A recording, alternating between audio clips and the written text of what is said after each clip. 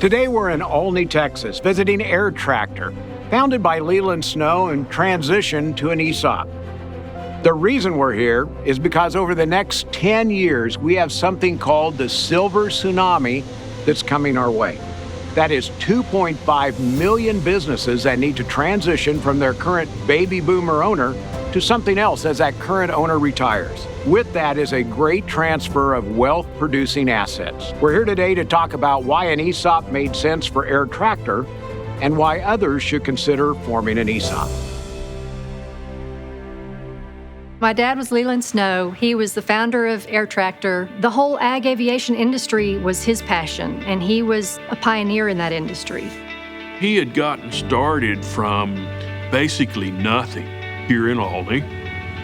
He actually was a crop duster. He saw the need for a more efficient airplane, and he thought that he could develop one.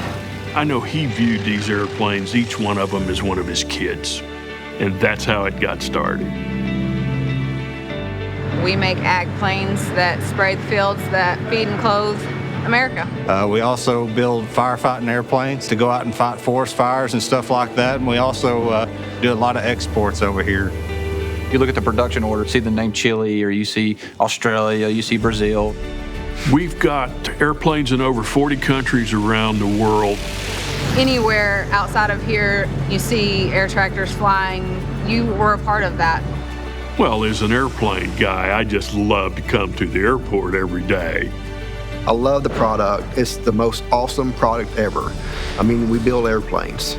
You know, every time I walk in the doors, I look at them airplanes, I'm still in awe. It's a tractor in the sky. It's an air tractor.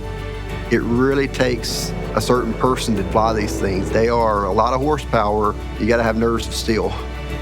They give you a test ride on a spray run out here in the field over here. You're looking right at the trees. Go ahead, go up, go up, go up. When my dad started his first company back in the 50s, he did it all on his own, but he got to a point where he had to take on partners. They ended up deciding to sell to a large corporation. Leland was looking for a transition. What he knew he didn't want to do was sell it to big aviation, because he had done that. He kind of lost control of his business. When a small aviation company is purchased by a large one, it is pretty quickly moved from its original location. He didn't want to be in a situation when he passed where the company would need to be sold in order to pay estate taxes. He didn't want a large corporation coming in and moving the company. We were a family-owned business. My sister and I both worked at the company, and even with the preparations that he had made, there was still a little uncertainty about what might happen to the company after his death. And a financial advisor told him about ESOP. He realized that that was probably a really good option. And we spent about a year learning about it, working with some ESOP advisors and learning how it works and would it be appropriate for Air Tractor, and realized that yes, it was. It was announced that we were employee owners, and all of a sudden, we all owned a part of it. That caught us by surprise. We didn't expect that. I think there's some great advantages for the business and the fun things that we get to do and the camaraderie. The employee owners are really the key. I mean, the people on the line, that's the value added. Everybody would look for change. Better quality, better safety, better delivery, they're all in. And treating it like it's ours, because basically it is. We go as far as looking at how many parts we're scrapping to try and reduce those type of numbers. If we do better, our ESOP done better. And it also allows them voices into the operations and what they would like to see, what we'd like to do. And I think that all goes hand in hand. I just love the sense of family that we all have. We're all working towards the same goal each and every day. We've had families that have had as many as 3 generations working here at the same time. Some people's been here over 60 years. They enjoy it and they stay. And it's a great recruiting tool as well. Once you get people to understand what it is and how it works from just a high level. So we try to emphasize to new employees that we basically control this thing. I had never heard of an ESOP before, so that was a learning experience coming to work here and finding out what that is. You know, you really almost have to get here, get onboarded before you realize what this ESOP thing is really about. I thought ESOP, that's just the icing on the cake. I'll figure it out when I get here. But once you get into it and you see how it can benefit you, especially you stay with the company 10, 15, 20 years, balances can get up pretty quick. When they see that statement and see their account build over time, That number's right on top of your 401k number, and seeing that grow, it's another peace of mind that you have. a lot of companies don't have the retirement plans that big corporate USA companies had years ago. And ESOP is a great way to provide for that. Knowing that that extra safety net will be there and that we're all working together towards that same goal. There's not a bad word to say about it. It's a great thing.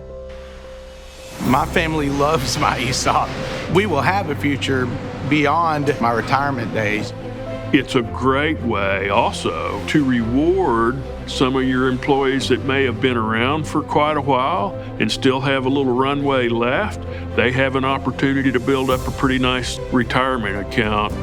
I've been here and it's done nothing but climb higher and higher every year. Our sales keep going up, the share price keeps going up.